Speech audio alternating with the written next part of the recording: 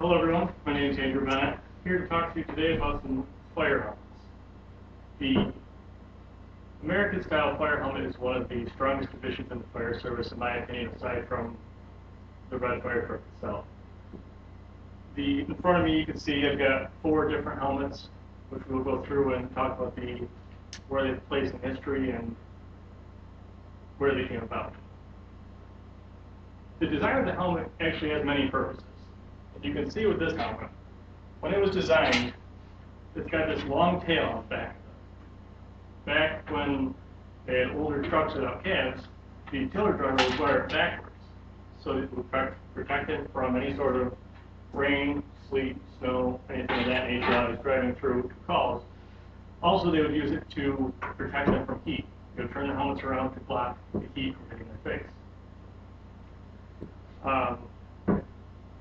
This being said, that's where the design holds strong today, where in other countries you'll see them wearing things that look much like motorcycle helmets. There is no rear brim because truthfully we don't need it anymore, but we like it.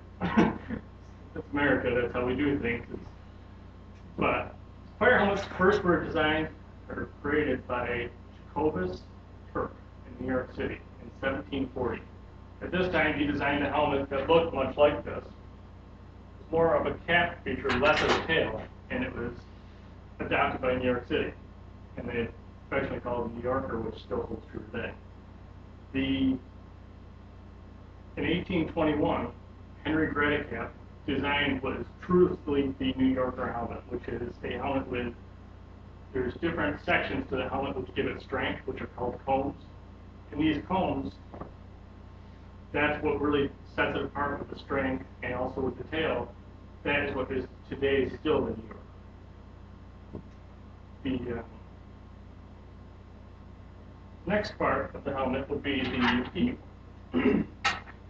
This helmet is a somewhat small one. This helmet here has got a very tall eagle on it. The funny part about that is there's no significance at all.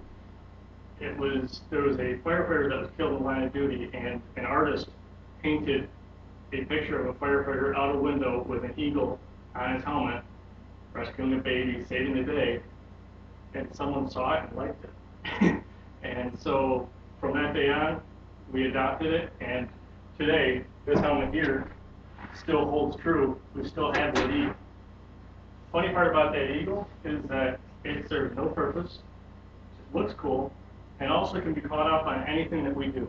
In an industry where we are constantly going through different hazards, sticking our head places that we shouldn't be, they can get caught up on things, and that is also where the plan to go to like a motorcycle type helmet in other countries has come about, but again, we're stubborn, and we decided that we want to keep these and we like the way they look.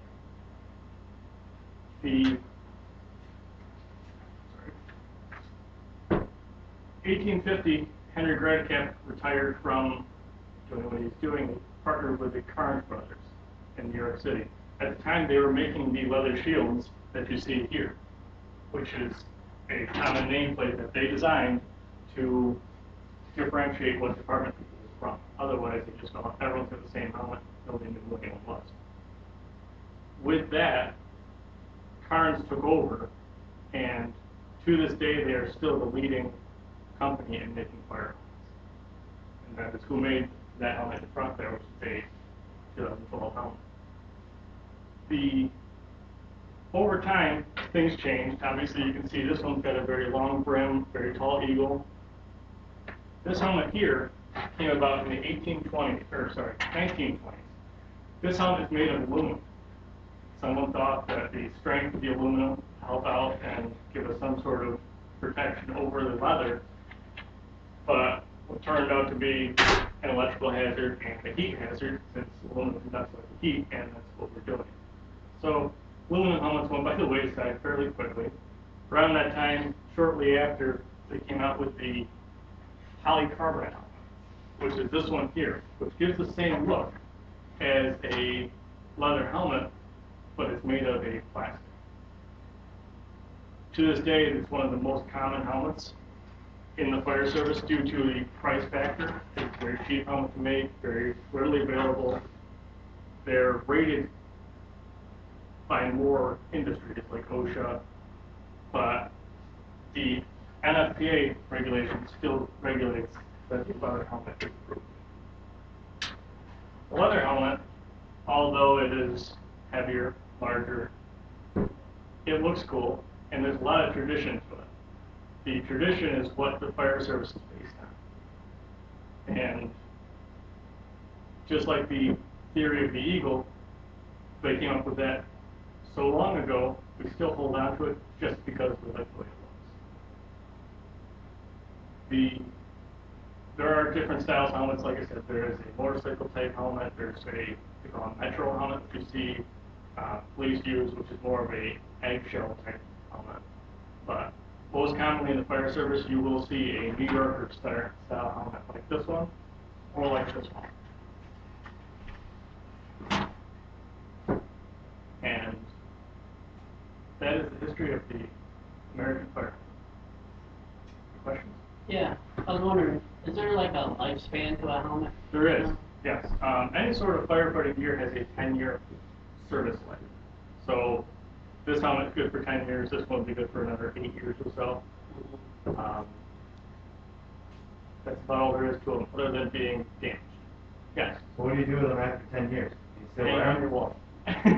Technically, you are not supposed to wear them due to if you were to get injured, then if they came back to look at your records, they would see that you're out of compliance and shouldn't be wearing it. But most people hang on the wall and keep it forever.